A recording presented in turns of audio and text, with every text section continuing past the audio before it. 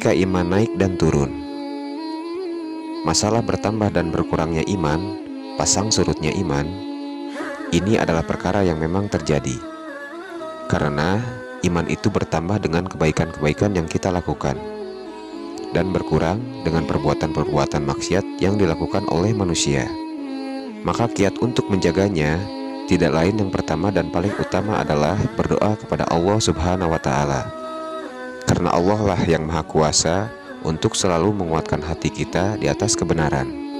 Wahai Allah yang membolak-balikan hati, kuatkanlah hatiku di atas agamamu. Berdoalah kepada Allah.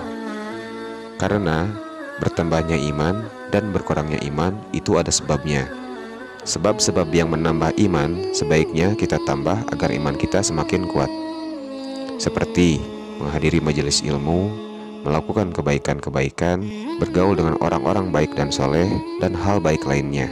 Dan sebab-sebab yang dapat mengurangi iman atau melemahkan iman sebisa mungkin kita jauhi, supaya kita tidak tertimpa hal-hal yang buruk yang mungkin akan terjadi sewaktu iman kita sedang turun.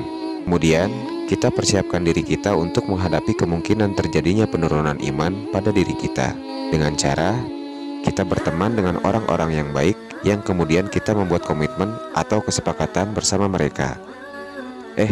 Nanti kalau kamu melihat saya dalam keadaan lemah, malas melakukan ibadah, malas menghadiri kajian, tolong nasihati saya. Karena saat itu mungkin iman saya sedang lemah.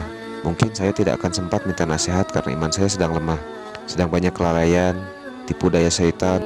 Maka saya minta kalian semua menasihati saya, untuk mengingatkan saya agar saya sadar kembali untuk kembali kepada keadaan yang baik.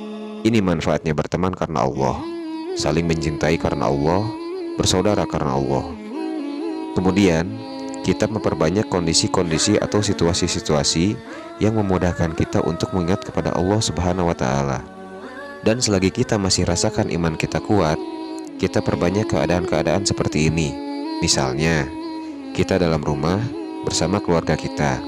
Kita saling menasehati dengan suami atau istri dan anak-anak kita, ataupun dengan anggota keluarga kita lainnya untuk selalu baca Al-Quran, selalu banyak berzikir pada Allah, agar suatu saat kita sedang lalai, mungkin anak-anak kita atau anggota keluarga lainnya yang mengingatkan kita, agar ketika mereka sedang mengulangi hafalan bacaan Al-Quran, kita akan sadar.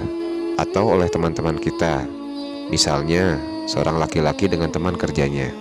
Kalau dia sudah biasa saling menasehati dalam hal kebaikan, kemudian di tempat bekerjanya, di situ ada hal-hal yang bisa mengingatkan dia kepada Allah, maka insya Allah dia akan mudah ingat sewaktu dia dalam keadaan lalai. Kita usahakan sebab-sebab seperti ini supaya memudahkan Allah Subhanahu wa Ta'ala mengingat kita sewaktu kita membutuhkan pertolongannya. Ini makna dari sabda Rasulullah Shallallahu Alaihi Wasallam. Kenalilah Allah ketika kamu dalam keadaan lapang, supaya Allah mengingatmu dan menolongmu sewaktu kamu dalam keadaan sempit. Wallahu a'lam bishawab.